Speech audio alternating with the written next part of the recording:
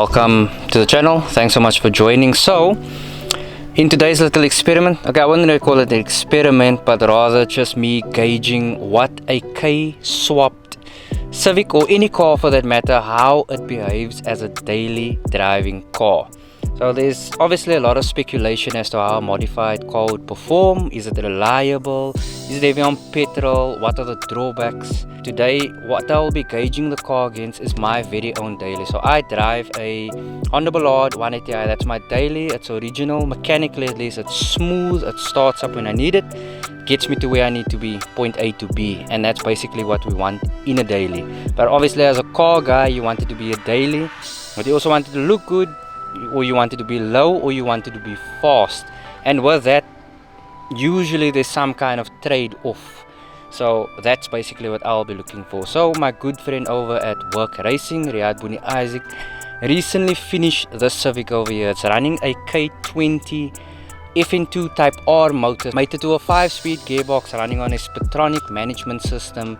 And there is a couple of more goodies that I'll go into in a bit. So basically, he handed this car to me, which he just recently completed, tuned and everything, just to see how it would behave as a daily. So hopefully this answers a couple of questions that you might have, whether it's a viable option to either go K-swap or purchase a car that has been K-swap, and how it is as a daily commuter. We all know that the power is obviously there, but is it reliable? So for the next couple of days, that is exactly what I will be testing.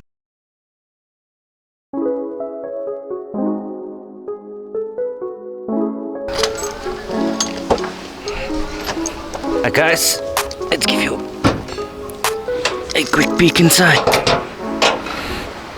And that's what we have right now, a Work Racing Bolt K20 Type R motor. Absolutely brilliant. So the entire swap was done by the boys over at Work Racing, and they did an absolutely spectacular job.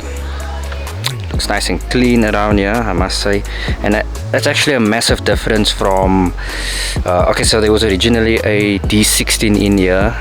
So D16s have a little bit more space versus like your B series, which is, there's almost no space in there, which is crazy. But yeah, so swap was done quite nicely, running a tucked radiator as well, very neatly tucked under there. It's pretty cool. And we're running a set of hashboard mounts.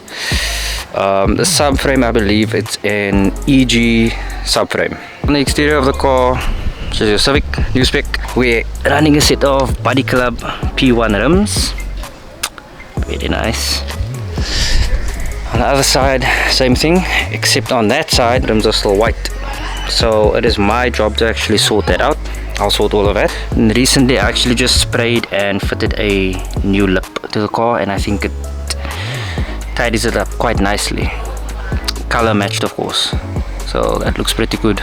So on the interior of the car, everything has been kept fairly basic. You have your K-swap shifter box, cables running through over there, and then over here we just have a VTEC cluster, standard steering wheel. So nothing crazy in the interior itself. It just looks so sleeper. Like if someone were to come, obviously if they see that that right there, they will know.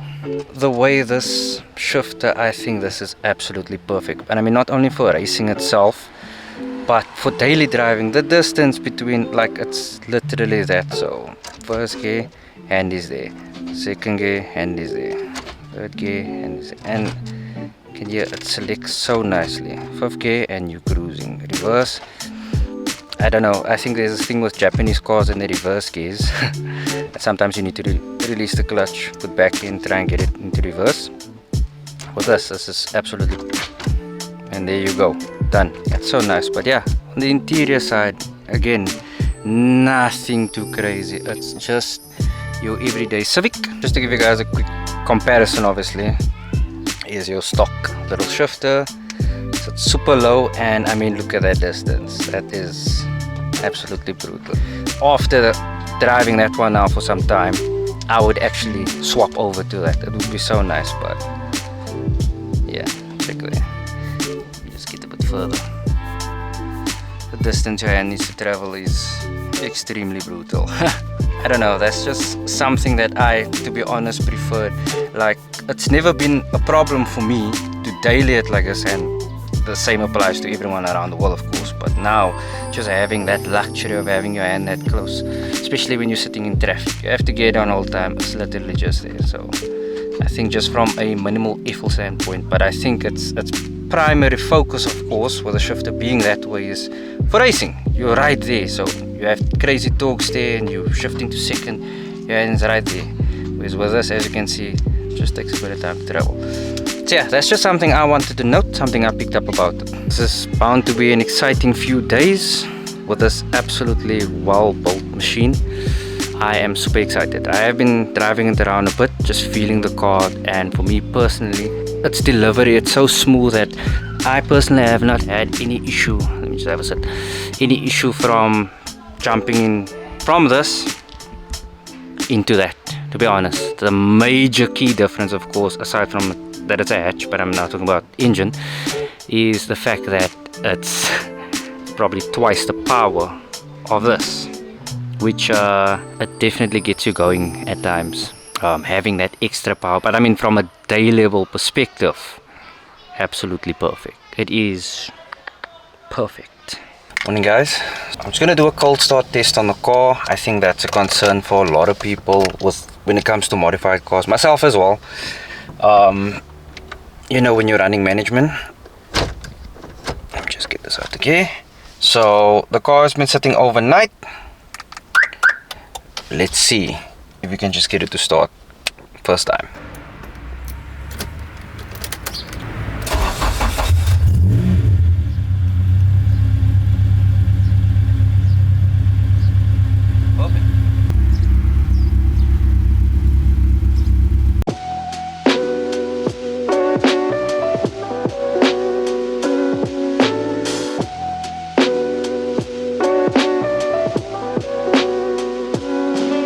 Like, I've forgotten how to drive a Honda that's lowered. We are in a young, little, nice estate.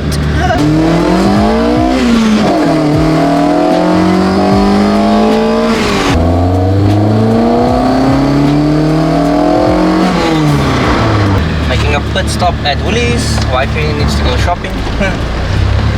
Very important. And the sun is brutal today, but this car has been absolutely so well behaved. That needle has just been chilling, and the fuel consumption has actually been very good thus far. I can't fit in there, neither can you, buddy.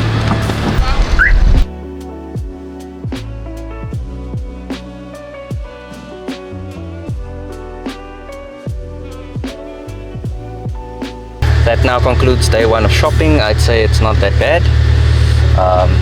It's just like any other car, except I'm supposed to be testing this car out as a daily, or not testing it necessarily, like the owner did say I can drive it, you know, but it's super fun. I'm just eating VTEC all the time. Stay tuned for more.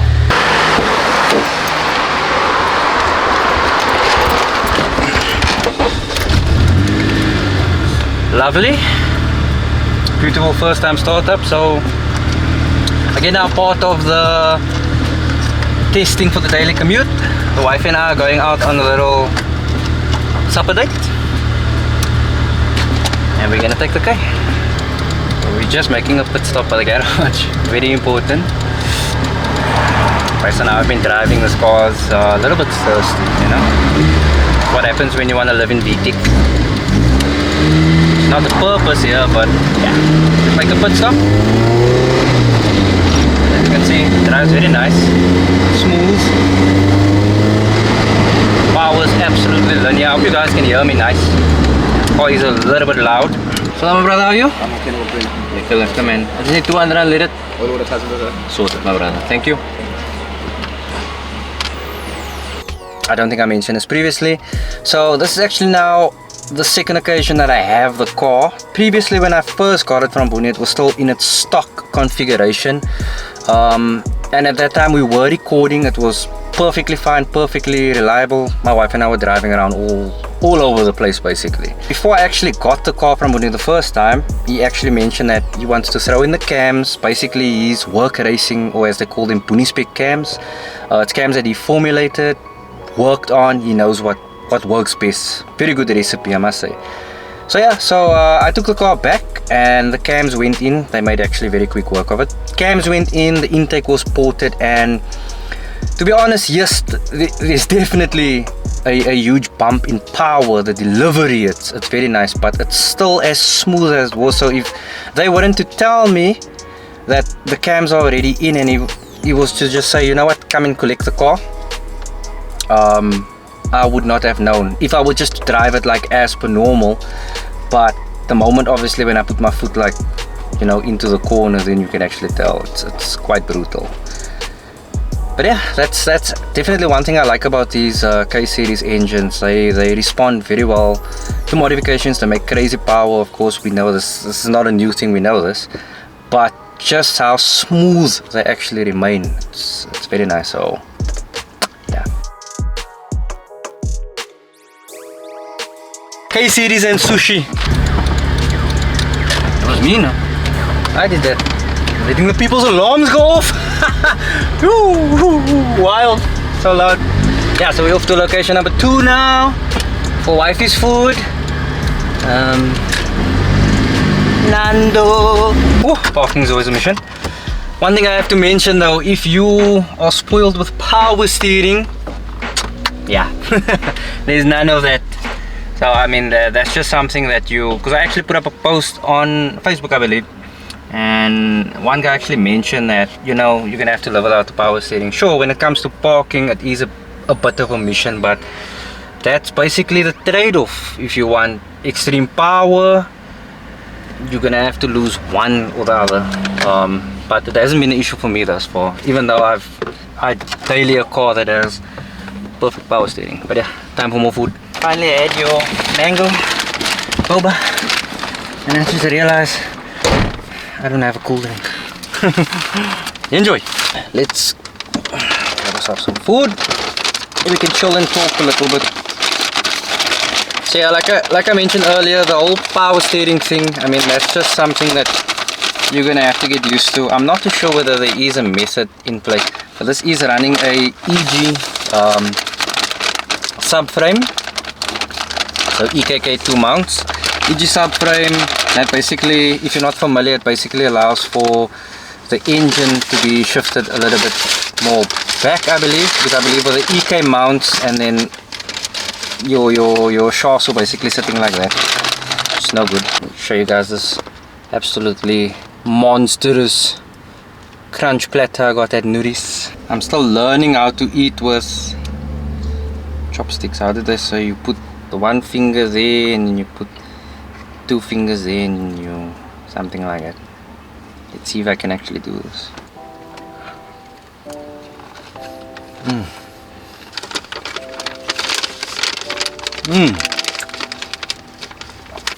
Oh, that's good. It's very good. But it doesn't get more daily than that. Alright, I'm not missing in the car, but I'll catch you guys soon.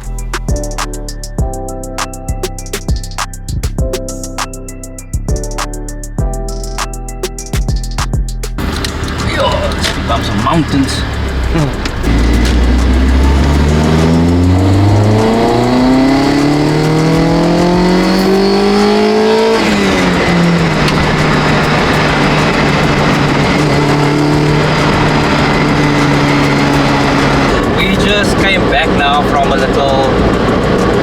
Run it was. We didn't stick for the whole thing, like for the run itself. So we just took a drive through to Wembley, and thus far the car has been absolutely smooth sailing, easy driving. Very nice. Just like you would drive any car, but the beauty of it is, if you need that extra kick, it's there, and believe me, there is a lot of it. Now with the cams, this car is a whole different beast. So Boenie definitely did his homework with these Boenie spec cams. Absolutely sick. Cruising. with a streetable race car. I think at this point I can actually call it that. It really is a daily driver race car. Morning guys, once again. Welcome back to another day of living with a K. Oh, that actually sounds quite cool. Probably should have said it at the beginning. So, not too sure if you can hear the car idling. I just started the car up now. Didn't film another startup, although I should have, because today was a much colder morning. It's a bit earlier as well. It's just past Fajr.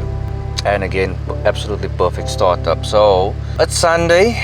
We are actually going on a little family drive for the morning. So, I just need to head to the garage. And then obviously just see. I think this is now going to be the last day of me actually just driving the car like a normal car is supposed to be driven, because at the end of the day I feel like work racing built this car for it to be fun, like super fun, not just for you to granny drive the car every day, but rather also to show what potential they have as a workshop. So after this I think we are definitely gonna go have a little bit of fun with the car. I'm not gonna get too wild because I'm on the open roads, you know. Had I booked the car for a track day or something like that, then it would have been an entirely different story. I would have let loose completely. But yeah, we also need to show the potential the car has, the fact that you can probably drive it really hard, and I have been doing that. So in between it's been quite sparsely actually. But in between I have been driving the car the way it really wants to be driven. But then I never have the camera with me. But yeah, we'll catch you guys soon.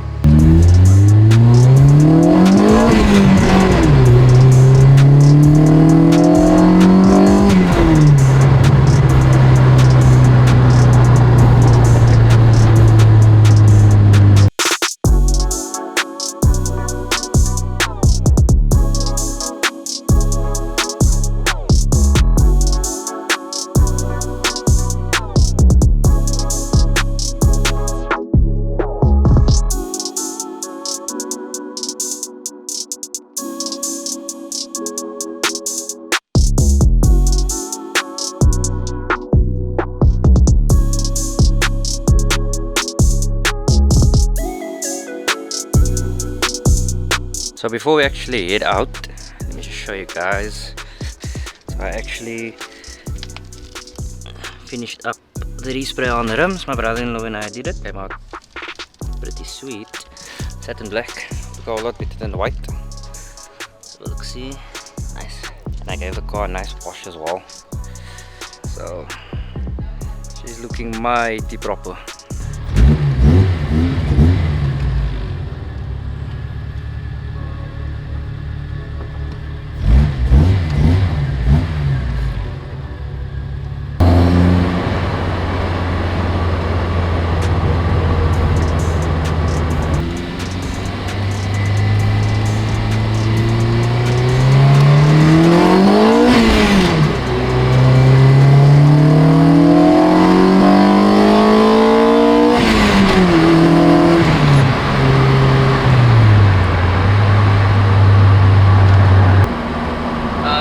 Quite wild. Gets there very quickly. I'm literally just cruising right now. 2000 revs. Not too sure what speed I'm doing at the moment though, which is kind of good right now. But my foot is literally just touching the throttle at the moment, and but you know, just that's it. Just a little bit. So quite a significant jump from B series, even D series actually.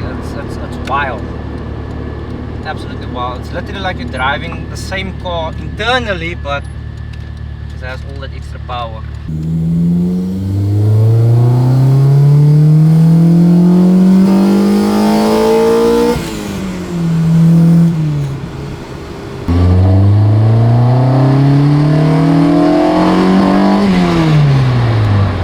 Alright boys, now comes the fun part. So we made our way through to Mexico. We're calling it Mexico. We got the K right over there, and it's gonna do maybe 1 or 2 pulls down here, because at the end of the day this is a race car. Let's see how she performs.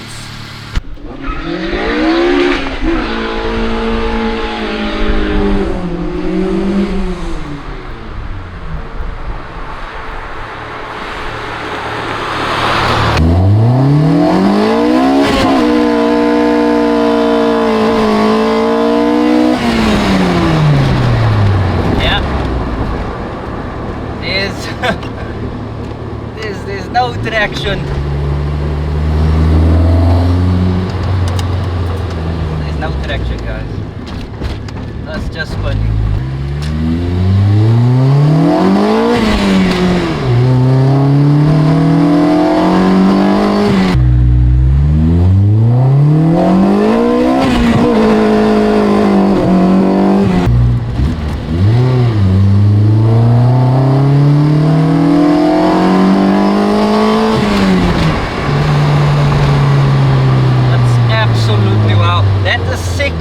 And I'm not even staking it all the way to 9. Yeah, crazy. We're just gonna go look for a section to do some sunnies. I think that's it for today, because I'm just gonna spin these tires away all the time, and that's not ideal. That's why I'm not launching the car all the time.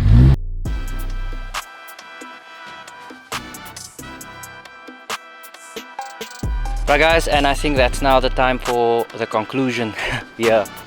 Firstly, I want to commend Riyaad, Boenie i6 and the team at Work Racing for building an absolutely stellar, and I say stellar, machine. This car is brutal, but at the same time it's extremely reliable, and what I would absolutely call the absolutely perfect daily.